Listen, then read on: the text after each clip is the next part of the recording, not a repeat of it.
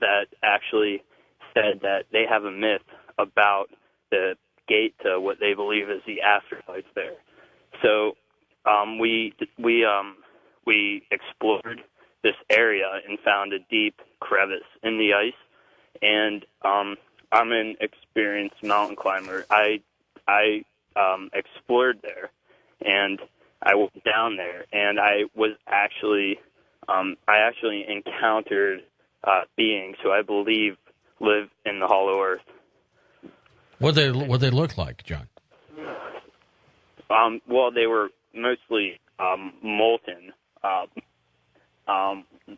would say that they were like magma men. Magma men?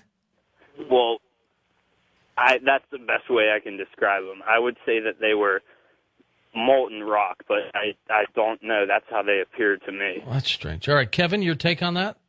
Well, yes, this is one of those things that perhaps time might sort it out and give us some kind of answers in these areas. It's very hard without actually witnessing this to really say what's happened here, what Paul has experienced.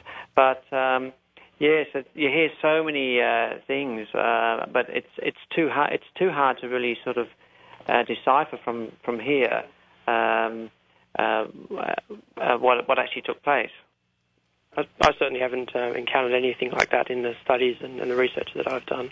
No. So it's probably one of the first times that we've witnessed something like that. Not magma. I think if there's going to be a life form, it's going to be biological compared to what we've got. Very organic, exactly. Yes, yeah. And also, like you say, it was molten.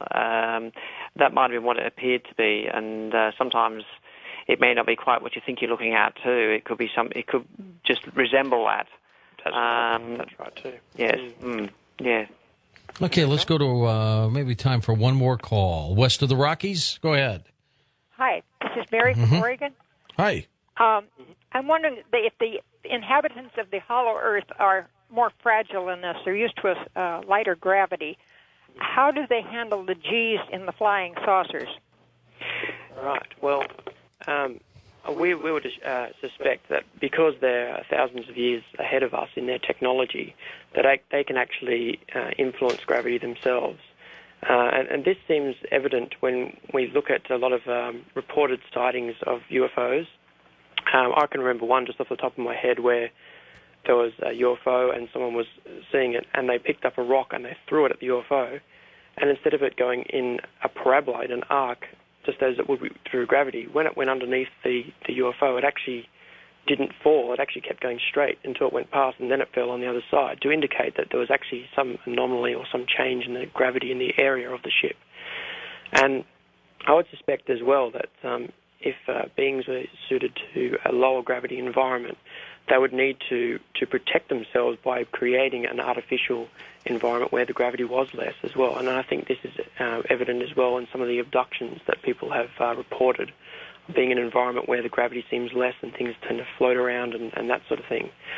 So I don't know whether they would be able to support themselves very easily and not for extended periods of time on the outside, but they definitely would be advanced enough to influence gravity in some way, and definitely to their advantage. Well, both of you've done very good work on this one called The Land of No Horizon. You both make us think. I'll tell you that. Thank you so much, both of you, Kevin and Matthew. Thank you for having us on the show, George. It's been a pleasure. We've really enjoyed it ourselves, too. Yes, definitely. If I ever get to Australia, you're going to have to show me around, okay? Yes, that's for sure. Okay, you've got a deal on that. That's Kevin and Matthew Taylor. The name of their book is called The Land of No Horizon, and you heard it. They believe that there are inhabitants living within the Hollow Earth. For Dan Galante, Nikki Imbranoni, Steve Carr, Tom Danheiser, Lisa Lyon, Lex Lonehood, Sean Ladesseur, Ian Punnett, and Art Bell, I'm George Norries. Somewhere out there on Coast to Coast AM. We'll see you on our next edition.